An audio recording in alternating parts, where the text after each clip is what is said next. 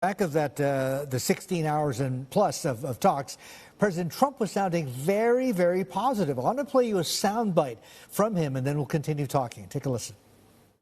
The relationship is very, very good. I'll speak to President Xi maybe at the end of the week. We have some other things we're doing. They've agreed to open China, fully open China.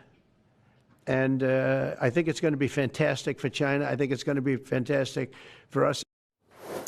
So, David, is this just, sort of typical Donald Trump spin? Is it sort of wishful thinking? Is the relationship really that good?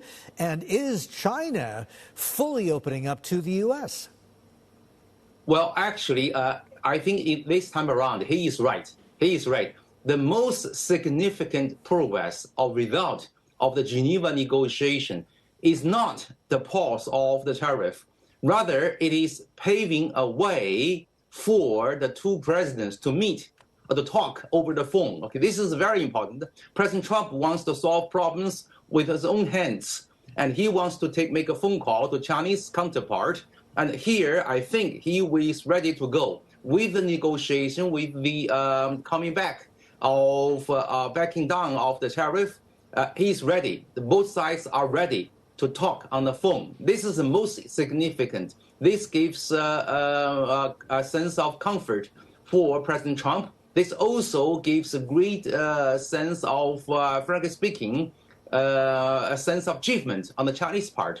Because through Chinese measures, President Trump is now willing to pause the very super high tariff rates. So this is really the achievement. To be fair, David, though, right?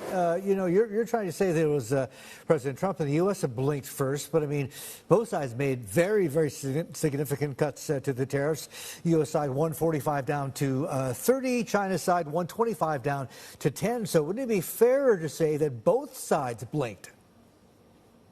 Well, I think the issue is who started the hike of tariff, right? The U.S. side started, and then Chinese side responded. And in the end, the tariff rates came down. So in a way, I would say it's much ado about nothing, in a sarcastic way, right? So why, if you notice, why did you start? Why did you start the April 2nd issue, okay? I'm just stating a fact, okay? Anyway, so let's stop from talking about who blinks first. Let's look forward.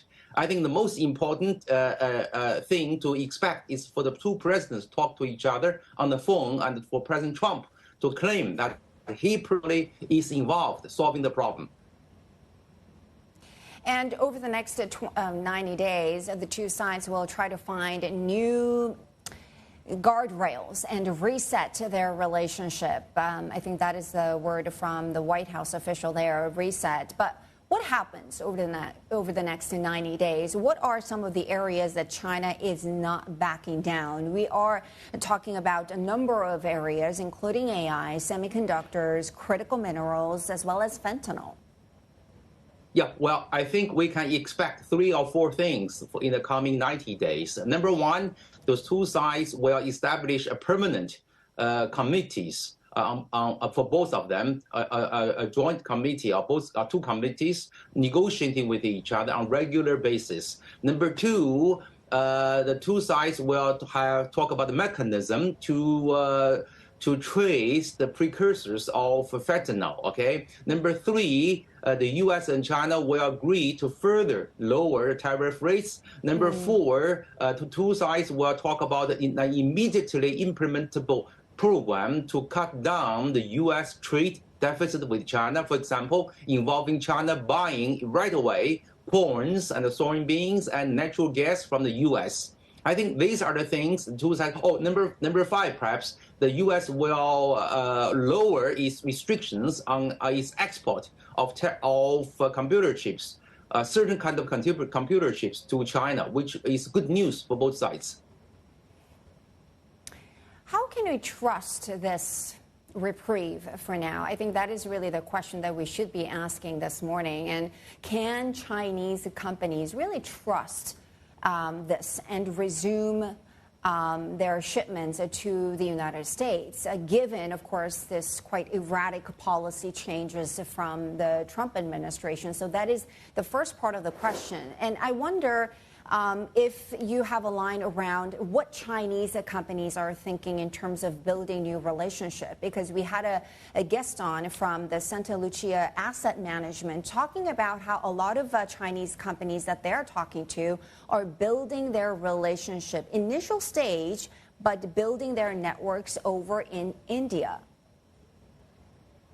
Well, I think the Chinese companies have already learned their lessons. From now on, they will adopt a very pragmatic process that is involving building certain production facilities either in Mexico or in Canada or in the US, serving the North American market, and then building some factories in Southeast Asia countries or Eastern Europe, serving their markets, and then produce in China for China. So there will be still economic trade and investment. However, the trade and investment will be around 3 blocks: North America, Europe, and China. So we're talking about the romance of 3 kingdoms in economics and trade.